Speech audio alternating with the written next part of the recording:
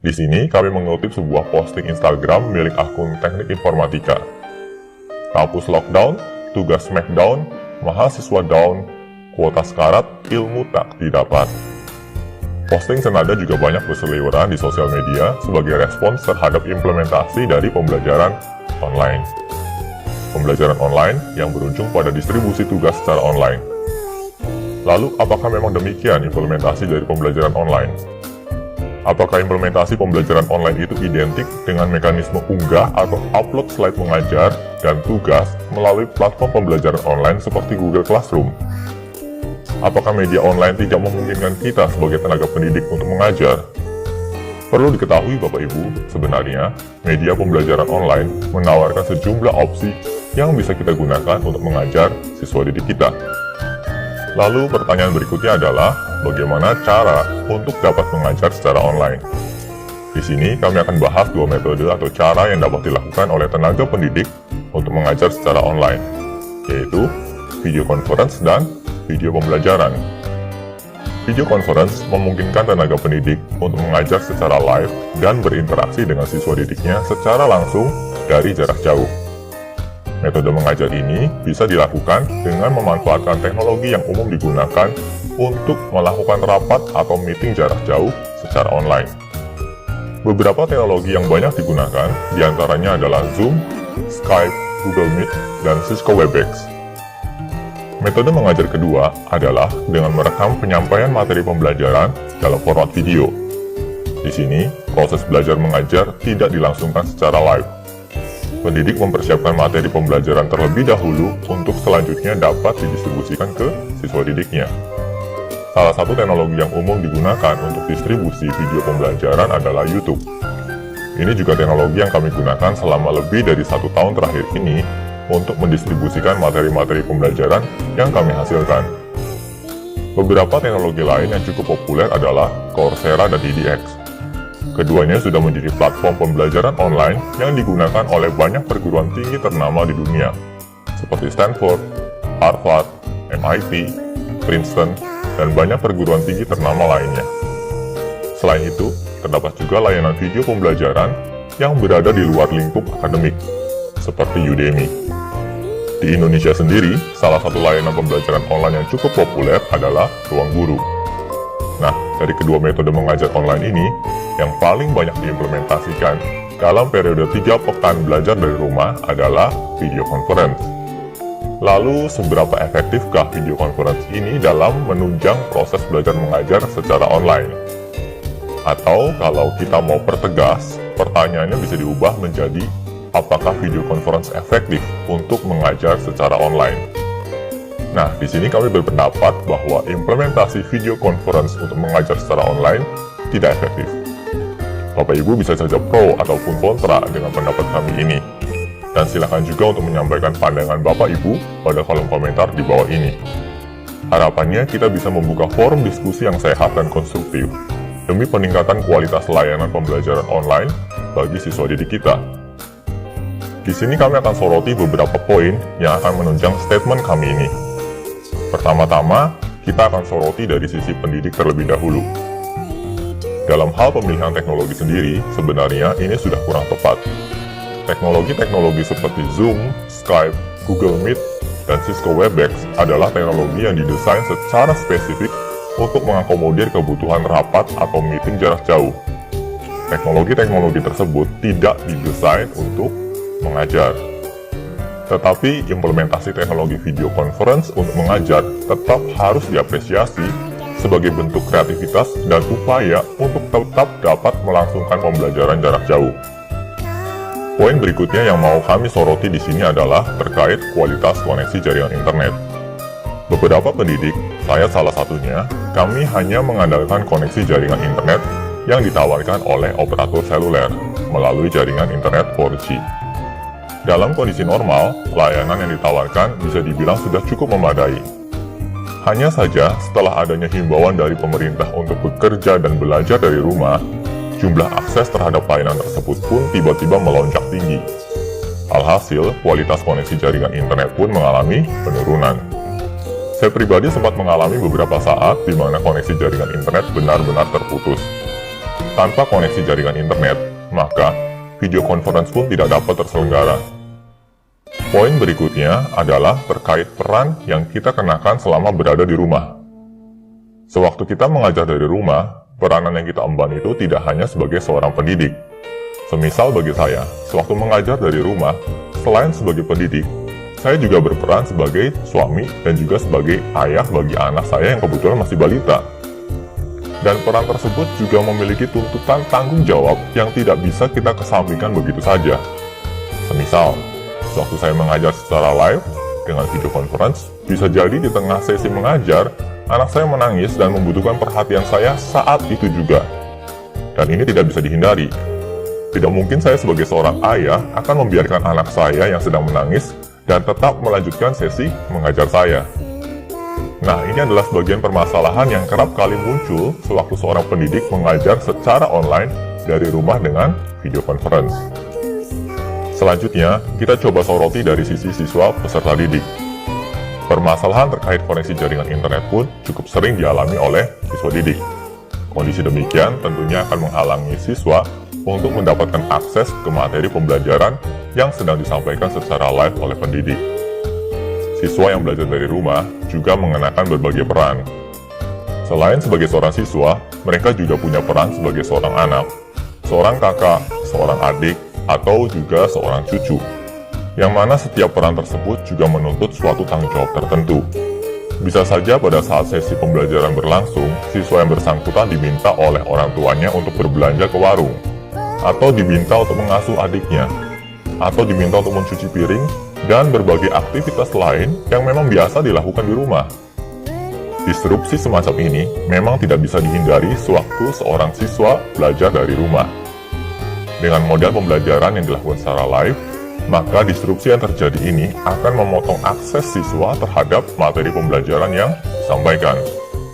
Dan sayangnya di sini, siswa pun tidak memiliki kesempatan untuk mengulang materi yang sudah terlewat. Nah, permasalahan semacam inilah yang menjadikan kami lebih condong ke opsi kedua untuk mengajar secara online, yaitu dengan menggunakan video pembelajaran. Tetapi sebelum kita mulai mempelajari cara membuat video pembelajaran, pertama-tama kami ingin mengajak kita untuk bersama-sama menelaah latar belakang di balik penyelenggaraan pembelajaran online. Salah satu tujuan yang ingin dicapai dari penyelenggaraan pembelajaran online adalah untuk membebaskan aktivitas belajar mengajar dari batasan ruang dan waktu. Terkait dimensi ruang, pembelajaran online memungkinkan seorang pendidik untuk mengajar dari mana saja, dan siswa didik pun dapat belajar dari mana saja. Di sini, baik pendidik dan siswa didik tidak harus berada dalam satu ruang atau lokasi fisik yang sama. Lalu terkait dimensi waktu, pembelajaran online memungkinkan seorang pendidik untuk mengajar kapan saja, dan siswa didik pun dapat belajar kapan saja. Di sini, baik pendidik dan siswa didik tidak harus menyepakati waktu yang sama untuk melangsungkan kegiatan belajar mengajar. Nah, kalau kita cermati di sini, sebenarnya penyelenggaraan kegiatan belajar mengajar berbasis video conference tidak bisa sepenuhnya menjawab kebutuhan dari penyelenggaraan pembelajaran online. Video conference memang memberikan kebebasan terkait dimensi ruang, tetapi tetap memiliki batasan terkait dimensi waktu. Nah, di sini sebenarnya sudah mulai bisa dipahami mengapa video pembelajaran menjadi opsi yang lebih baik dibandingkan video conference untuk mengajar secara online. Pertanyaan berikutnya adalah, bagaimana cara membuat video pembelajaran? Di sini, kami akan memberikan panduan untuk membuat video pembelajaran dengan memanfaatkan 3 jenis software atau program. Ketiga software ini dapat digunakan secara bebas dan gratis. Tentunya tidaklah etis bagi kita sebagai seorang pendidik untuk menggunakan software atau program bajakan. Software pertama yang akan kami perkenalkan di sini adalah Focuscreen. Focuscreen dapat digunakan secara bebas dan gratis. Software ini bisa diinstal di sistem operasi Windows dan Linux. Kami akan sertakan link untuk mendownload Focuscreen pada deskripsi video di bawah ini. Nah, kita akan coba demokan bagaimana cara menggunakan Focuscreen ya Bapak Ibu. Nah, Focuscreen sendiri nanti bisa di-download dari halaman homepage-nya. Kalau kita ketikkan di sini Focuscreen, atau lebih tepatnya Focuscreen NG, karena ini adalah next generation dari Focuscreen. Nah, ini alamat homepage dari Focuscreen. Oke. Ini tampilan homepage-nya. Dan Bapak Ibu bisa mendownload focus screen dari sini nanti. Nah, untuk Bapak Ibu yang menggunakan sistem operasi Windows, Bapak Ibu bisa mendownload focus screen dari sini. Oke. Nah, Bapak Ibu nggak perlu khawatir ya, karena link untuk mendownload focus screen ini akan kami sertakan pada deskripsi video. Jadi Bapak Ibu tidak perlu menghafal link ini. Ya, linknya akan kami sertakan pada deskripsi video di bawah ini. Nah, di sini Bapak Ibu tinggal download dan install pada Windows yang Bapak Ibu miliki. Nah, berikutnya, agar tidak berlama-lama, kami akan demokan saja bagaimana cara menggunakan focus screen. Nah, kebetulan sistem operasi yang kami gunakan di sini adalah Linux ya, tetapi tampilannya nggak akan berbeda jauh dengan Windows yang Bapak Ibu gunakan. Focus screen. Di sini kami punya dua jenis focus screen ya, ada focus screen NG dan focus screen yang lama. Kita akan demokan dengan focus screen NG terlebih dahulu. Nah, ini Bapak Ibu lebih kurang tampilan dari focus screen NG ya, tampilannya cukup sederhana seperti ini ya. Kemungkinan besar yang Bapak Ibu miliki agak sedikit berbeda di sisi kanan atas ya, karena di sini kami menggunakan sistem operasi Linux, maka ada logo penguinnya. Kalau Bapak Ibu menggunakan sistem operasi Windows, mestinya ada logo Windows di sini. Ini tampilan awal dari focus screen. Kita akan coba ulas satu persatu ya, fasilitas apa saja yang ditawarkan oleh focus screen ini. Yang pertama adalah pilihan full screen di sini Bapak Ibu. Kalau Bapak Ibu memilih full screen, artinya Bapak Ibu akan merekam ke keseluruhan layar. Tetapi sebenarnya Bapak Ibu juga bisa merekam sebagian dari layar Bapak Ibu. Nah, untuk itu Bapak Ibu bisa pilih area.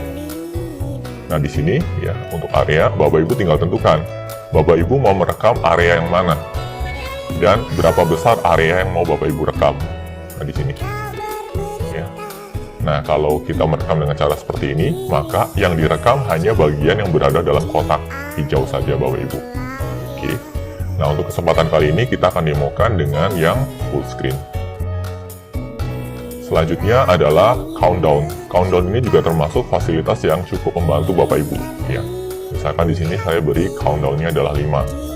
Nah, di sini berarti sebelum melakukan proses perekaman, akan terjadi proses countdown atau hitung mundur.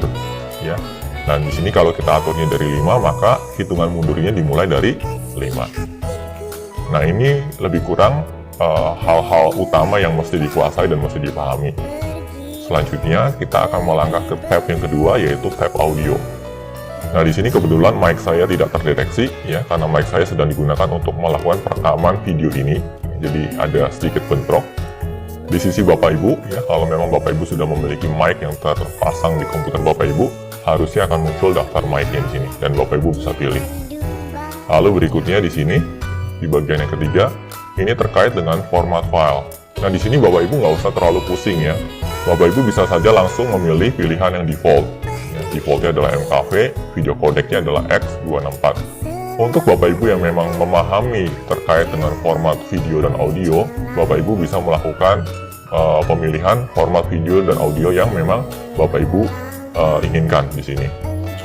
Tapi kalau memang Bapak Ibu tidak memiliki pengetahuan terkait dengan format video dan audio, Bapak Ibu tidak perlu melakukan perubahan apapun dari pilihan default yang sudah disediakan ini. Selanjutnya kita akan melangkah ke tab berikutnya. Ya, di sini ada beberapa pilihan. Yang paling penting adalah pilihan video path. Nah, video path ini akan menentukan lokasi di mana video tersebut akan disimpan. Karena kan di sini kita akan melakukan perekaman video ya Bapak Ibu.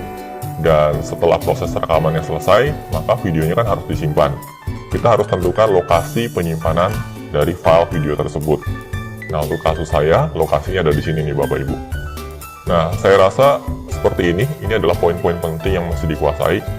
Oh ya, ada satu lagi Bapak Ibu.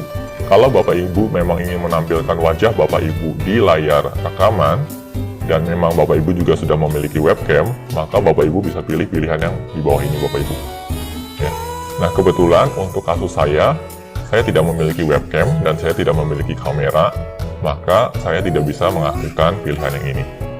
Oke, tapi kalau Bapak Ibu punya webcam dan punya kamera yang sudah dihubungkan dengan komputer, ya Bapak Ibu bisa aktifkan pilihan ini, sehingga wajah Bapak Ibu bisa muncul ya entah di kanan bawah atau di kiri bawah, ya, atau bisa juga Bapak Ibu atur posisinya.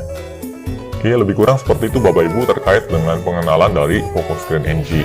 Nah, agar tidak berlama-lama, kita akan coba langsung saja demokan bagaimana proses merekam video dengan menggunakan Focus Screen NG ini. Nah, di sini kita bisa menekan tombol Start. Ya. Begitu tombol Start ditekan, ada countdown timer. Ya. Karena kita tadi set countdown timernya mulai dari 5, maka munculnya juga mulai dari 5. Nah, di sini, ya, proses rekamannya sudah mulai berjalan nih Bapak Ibu. Artinya apapun yang kita lakukan di layar monitor ya, atau di layar komputer ini akan terekam sebagai file video. Ya. Oke. Misalkan di sini Bapak Ibu mulai membuka slide presentasinya, ya, dan Bapak Ibu mulai mempresentasikan slide Bapak Ibu misalkan. Ya. Maka apapun yang Bapak Ibu presentasikan di sini akan terekam di dalam video. Oke, kita coba akhiri ya sesi rekamannya. Kita lihat di sini, ya, fokus screen-nya kita buka, lalu kita tekan tombol stop di sini. Oke, nah kalau Bapak Ibu mau langsung memainkan atau memutar hasil rekamannya, Bapak Ibu bisa juga menekan tombol play yang ada di sini. Nah, di sini kita bisa lihat Bapak Ibu ya, ini adalah hasil rekamannya. Ya, cukup mudah ya Bapak Ibu proses merekamnya. Nah, sayangnya di sini audio saya tidak terdeteksi, ya, makanya suara saya tidak bisa masuk di sini. Oke, lebih kurang seperti ini Bapak Ibu, harapannya bisa dipahami. Ya. Ini adalah aplikasi yang gratis dan open source, bisa berjalan di Linux maupun di Windows. Bapak Ibu tidak memerlukan lisensi ataupun tidak harus membayar apapun juga untuk mendapatkan software ini. Nah, kalau Bapak Ibu mau mengambil filenya atau mendapatkan filenya, Bapak Ibu juga bisa menekan tombol folder di sini. Ya. Nah, begitu Bapak Ibu menekan tombol folder, ya, Bapak Ibu langsung diarahkan ke lokasi dari filenya. Nah, Bapak Ibu bisa ganti nama filenya misalkan sesuai dengan judul atau materi pembelajaran yang Bapak Ibu sampaikan. Untuk selanjutnya, file ini bisa Bapak Ibu kirimkan atau postkan ke learning management system yang Bapak Ibu gunakan. Dan misalkan di sini kami akan coba demokan ya Bapak Ibu. Kami akan post atau kami akan distribusikan video ini ke Google Classroom. Di sini kami rename dulu. Kita beri nama video pembelajaran 1. Oke. Lalu selanjutnya kami akan buka Google Classroom di sini. Di sini posisi saya sebagai guru 1 ya. Dan saya memiliki sebuah kelas biologi. Saya akan coba buat atau kirimkan atau distribusikan materi pembelajaran ini atau video pembelajaran ini ke siswa saya. Saya coba buat dulu topik, misalkan video pembelajaran. Oke.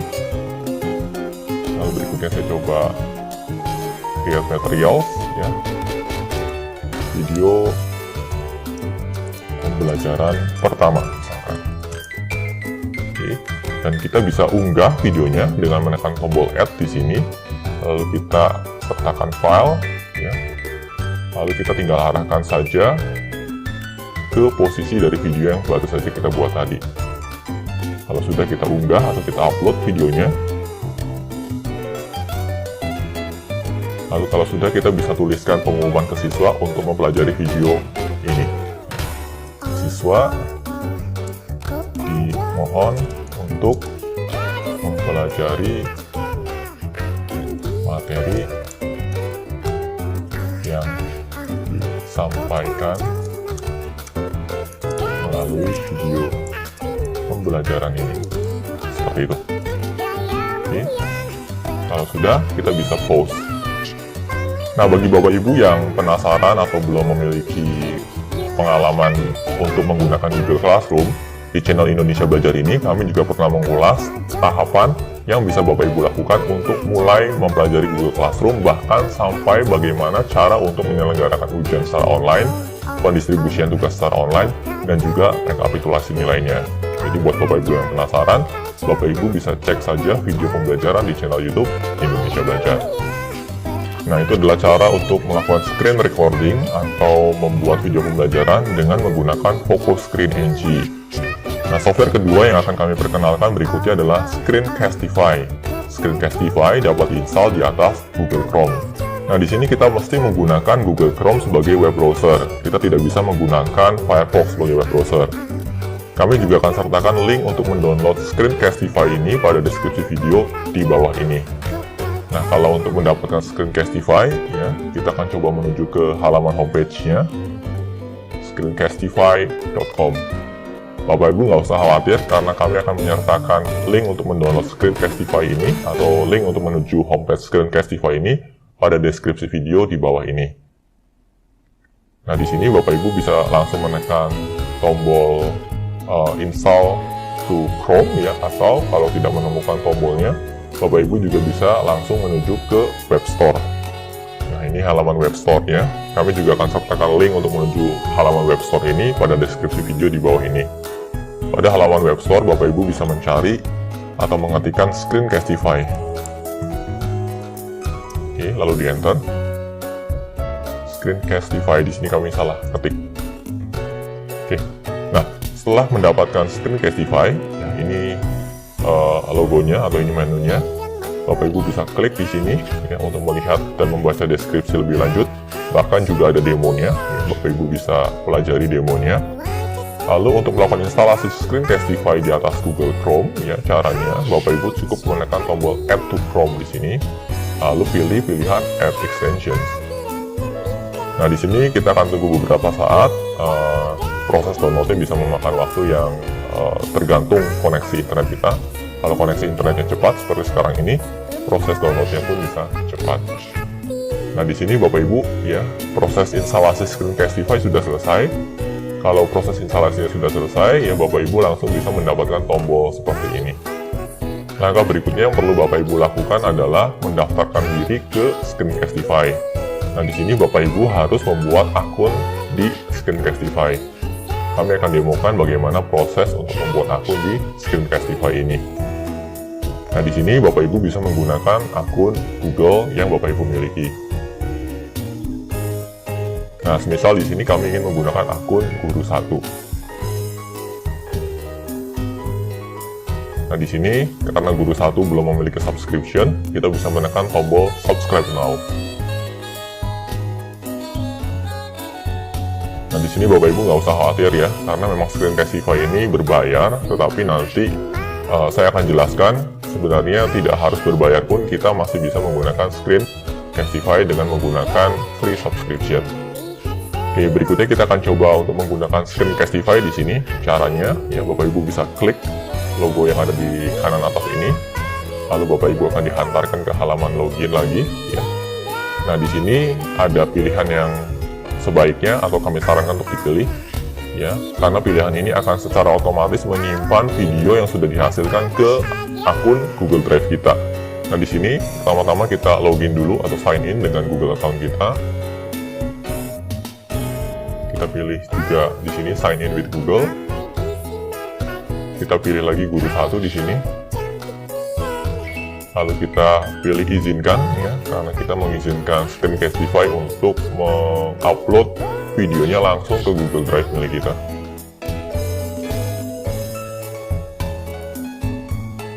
Nah, berikutnya, ya, kita menyetujui untuk mengaktifkan kamera dan mikrofon dan juga drawing annotation tools. Kami akan jelaskan ini nanti. Kita next saja di sini. Kita pilih allow untuk mengizinkan. Lalu di sini, karena posisi kita sebagai pendidik atau pengajar, kita akan pilih educator. Oke, nah, di sini tergantung ya. Kalau Bapak Ibu sebagai pendidik di tingkat sekolah, Bapak Ibu bisa pilih grade school. Tapi kalau Bapak Ibu berprofesi sebagai pendidik di tingkat perguruan tinggi, Bapak Ibu bisa pilih college atau university. Nah, di sini kita akan pilih grade school. Ya, dan proses instalasinya pun sudah selesai sampai di sini Bapak Ibu. Jadi sebenarnya tahapannya cukup mudah ya Bapak Ibu. Agar tidak berlama-lama, kami juga akan langsung saja demokan bagaimana cara untuk menggunakan Screencastify ini. Caranya cukup mudah, Bapak Ibu tinggal klik saja tombol Screencastify di sisi kanan atas ini. Lalu Bapak Ibu bisa akses ya mikrofonnya yang mana di sini. Kalau Bapak Ibu punya webcam juga bisa diaktifkan webcamnya. Ya. Nah, di sini webcamnya tidak terdeteksi, ya. Berarti hanya mikrofon. Lalu Bapak Ibu di sini ada pilihan Show More Options. Bapak Ibu bisa klik di sini. Nah, di sini untuk mengakses ke beberapa hal tambahan, yaitu salah satunya adalah countdown. Nah, di sini ada countdown timernya. Ya, countdown timernya juga Bapak Ibu bisa set ya. Mau mulai dari 3 detik, 5 detik atau 10 detik. Nah, di sini kami akan mulai dari 3 detik saja. Oke, lalu berikutnya drawing tools-nya juga bisa diaktifkan atau tidak. Saya akan beri penjelasan lebih lanjut mengenai drawing tools ini. Lalu berikutnya, kalau punya webcam, dan kalau webcamnya terdeteksi, ya Bapak Ibu juga bisa aktifkan di sini. Kalau sudah, tanpa berlama-lama, kita akan coba langsung saja demokan cara untuk merekam layar dengan screen Castify. Kita akan coba klik di sini, ya, record, ya. Lalu kita tinggal pilih saja layar yang mau direkam, lalu kita tinggal menekan tombol share di sini. Oke, lalu mulai ada proses countdown, ya. Dan di sini sebenarnya proses perekaman sudah berjalan, Bapak Ibu. Ya. Nah, di sini semisal saya mau mempresentasikan slide presentasi yang sebelumnya, ya. Saya present di sini. Oke, lalu saya tinggal bilang, halo Bapak Ibu, selamat datang di slide presentasi ini atau di materi pembelajaran ini. Semoga materi pembelajaran ini bisa bermanfaat bagi Bapak Ibu sekalian. Ya, demikian Bapak Ibu, saya akhiri presentasi saya. Nah, misalkan seperti itu. Dan yang menarik dari sini adalah ya kita juga punya akses ke sini Bapak Ibu. Ya, ada yang namanya drawing tools. Nah, ini yang namanya drawing tools Bapak Ibu. Ya. Nah, drawing tools ini akan membantu kita untuk membuat coretan-coretan pada layar rekaman kita. Ya. Nah, misal seperti ini. Oke. Ya, jadi kita bisa memberikan highlight atau coretan-coretan. Kalau kita mau melakukan penghapusan, ya kita bisa memanfaatkan eraser di sini.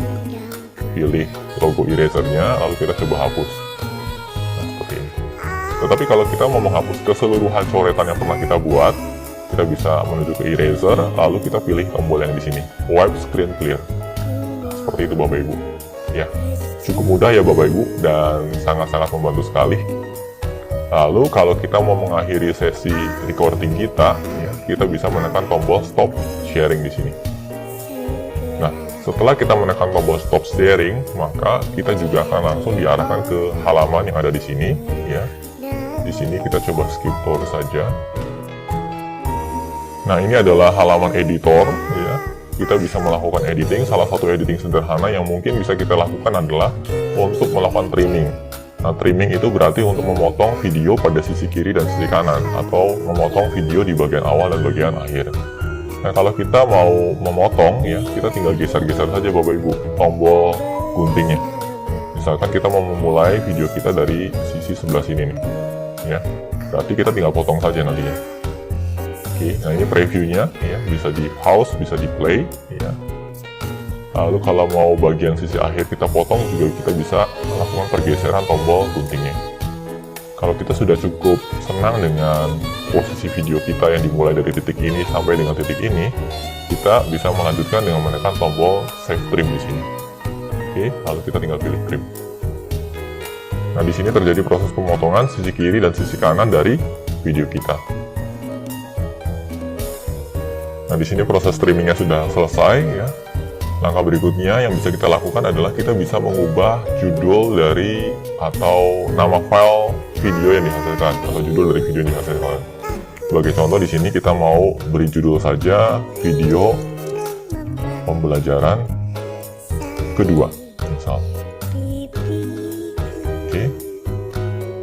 Nah, yang menarik dari screen Castify adalah kita juga bisa langsung secara otomatis men-sharekan video kita ke Google Classroom dari menu screen Castify-nya.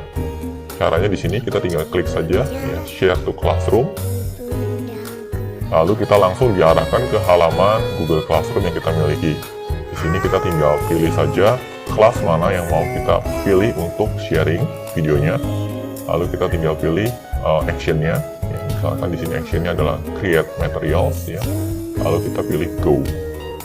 Oke, lalu di sini ya, sudah langsung ya Bapak Ibu. Judulnya disesuaikan yaitu video pembelajaran kedua.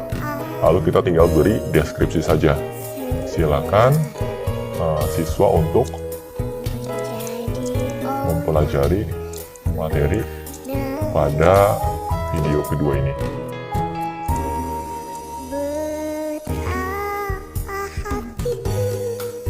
Oke, seperti itu. Kalau sudah, kita juga bisa atur topiknya. Ya, kita masukkan topiknya ke video pembelajaran di sini. Kalau sudah, kita bisa post. Ya, dan selesai.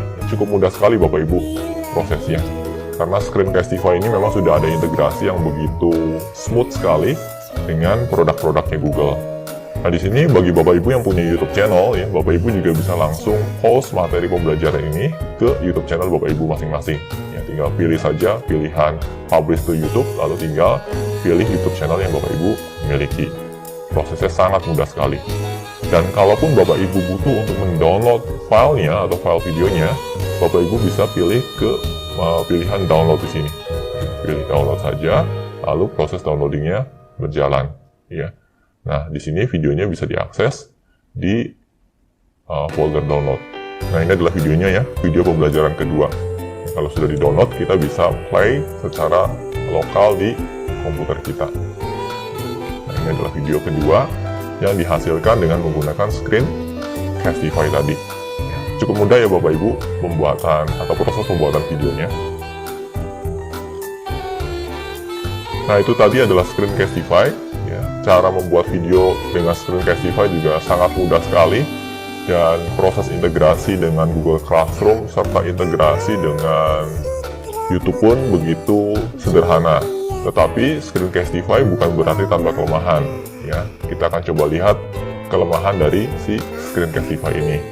Screencastify ini termasuk produk berbayar. Ya, artinya bukan produk yang sepenuhnya gratis. Tetapi kita masih tetap bisa menghasilkan atau membuat video pembelajaran gratis dengan Screencastify selama durasi videonya tidak lewat dari 5 menit. Artinya, selama kita membuat video pembelajaran yang durasinya pendek-pendek, ya dalam artian di sini adalah 5 menit, maka kita tetap bisa menggunakan Screencastify dengan bebas. Nah, untuk kebutuhan membuat video pembelajaran dengan durasi yang lebih panjang dari 5 menit, maka kita perlu melakukan subscription atau berlangganan. Di sini juga ada yang namanya education discount. Ya, kalau kita aktifkan di sini, ya, kalau kita sebagai pendidik, kita mendapatkan potongan 40%, di mana biaya subscription-nya adalah $29 per tahun. Nah, ini yang perlu diingat di sini adalah biayanya per tahun Bapak Ibu, bukan per bulan, bukan per hari, bukan per penggunaan, tetapi per tahun. Dan menurut kami, ya, biaya sekian ini masih cukup reasonable atau cukup masuk akal, khususnya bagi kita yang memang rutin dan sering dalam membuat video pembelajaran. Nah, di sini kami juga ingatkan Bapak Ibu untuk tidak tergesa-gesa membeli dan berlangganan Screencastify. Coba dulu Bapak Ibu fitur gratisnya, walaupun hanya video berdurasi 5 menit, tetapi kalau Bapak Ibu rutin membangun atau membuat video pembelajaran, ya maka kemampuan Bapak Ibu dalam menghasilkan video pun akan meningkat.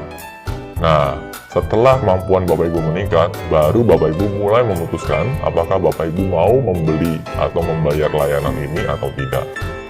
Jadi kami ingatkan sekali lagi, jangan tergesa-gesa ya Bapak Ibu. Selanjutnya, software ketiga yang akan kami perkenalkan berikutnya adalah Loom. Nah, serupa dengan Screencastify, Loom juga nanti akan diinstal di atas Google Chrome. Kami akan sertakan link untuk mendownload Loom pada deskripsi video di bawah ini. Nah, kita akan coba lihat Loom kali ini ya Bapak Ibu. Saya buka dulu Loom. Loom ini sangat mirip sekali dengan Screencastify, cara penggunaannya juga mudah. Yang menarik dari Loom adalah, ya, Loom ini menawarkan versi gratis dan benar-benar gratis untuk produk premium mereka selama kita bekerja sebagai pendidik dan bisa dibuktikan dengan menggunakan email akademik kita. Ya, jadi di sini juga ada Get Loom for Free. Nanti kita akan jelaskan bagaimana tahapan untuk mendapatkan Loom ini secara gratis. Oke, misalkan di sini kita sign up dengan Google, kita menggunakan akun akademik kita di sini, ya, karena kita sudah berlangganan GoSuite for Education. Nah, di sini karena kita sebagai pendidik, kita bisa pilih pilihan education, lalu kita lakukan proses berikutnya dengan menekan tombol continue.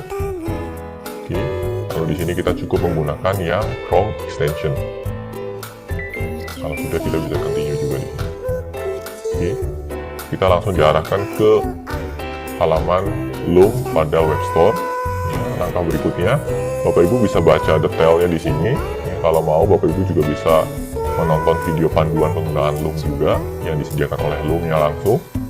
Atau kalau mau langsung melakukan proses instalasi Loom pada Chrome, ya Bapak Ibu tinggal menekan tombol Add to Chrome di sini. Lalu pilih pilihan Add Extensions, ya, maka akan terjadi proses download extensionnya. Oke, kalau sudah, ya, Loom akan secara otomatis terinstall di sini. Oke, kita bisa close di sini. Nah, ini adalah logo milik Screencastify dan ini adalah logo milik Loom.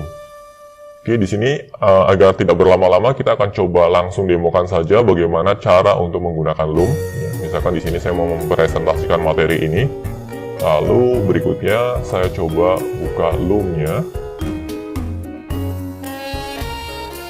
Lalu dia akan minta izin untuk menggunakan mikrofon, kita kasih izin ya, pilih allow di sini. Lalu berikutnya ada beberapa tour, ya kita skip saja di sini tournya. Di sini kita juga ada pilihan ya, apakah kita mau merekam screen dengan kamera ya, atau kita hanya mau merekam screen-nya saja. Nah, untuk kasus saya di sini kebetulan saya tidak memiliki webcam, maka saya akan pilih yang screen only. Di sini juga ada pilihan show advanced options, bisa dipilih ya. Nah, ada beberapa pilihan yang bisa kita atur di sini. Kalau kita mau aktifkan, kita bisa aktifkan. Kalau kita mau nonaktifkan, kita juga bisa nonaktifkan di sini ya. Kita hide saja, kita sembunyikan dulu, dan kita akan coba langsung merekam video kita ya. Di sini kita tinggal tekan tombol start recording. Oke, lalu kita tinggal pilih screen mana yang mau kita record. Ini sama persis ya Bapak Ibu dengan Screencastify. Kalau sudah, kita tinggal tekan tombol share di sini ya. Ada countdown timernya ya, dan proses recording pun sudah bisa mulai berjalan. Nah, di sini kita tinggal mulai berpresentasi ya, misalkan, halo Bapak Ibu, selamat pagi, berikut adalah video panduan membuat video pembelajaran yang kami buat bagi Bapak Ibu. Harapannya video ini bisa membantu Bapak Ibu dalam menyelenggarakan pembelajaran jarak jauh ya. Dan seterusnya, Bapak Ibu bisa langsung mulai mengajar dengan Loom ini. Nah, kalau sudah selesai, kita bisa mengakhiri rekamannya dengan menekan tombol stop sharing yang ada di sini. Stop sharing ya. Lalu kita diarahkan ke halaman tertentu di sini ya, halaman milik Loom. Di sini ada ucapan selamat ya, your first Loom video, ya, ini video pertama Anda. Kita tinggal tekan tombol let's go saja. Di sini juga sama, kita diminta untuk membuat semacam judul untuk video kita ya. Misalkan kita beri nama saja video pembelajaran ketiga.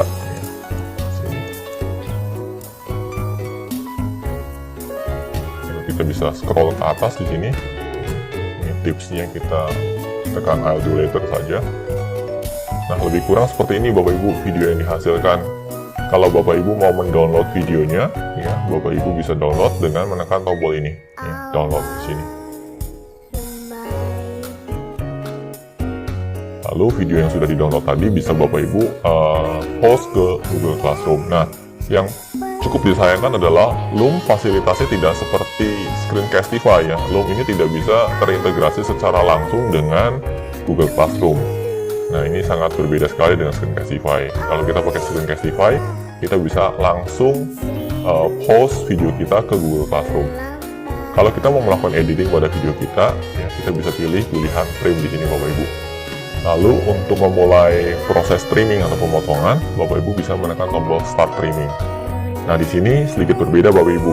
Justru area yang di blok warna merah ini adalah area yang mau kita potong atau area yang mau kita buang, ya.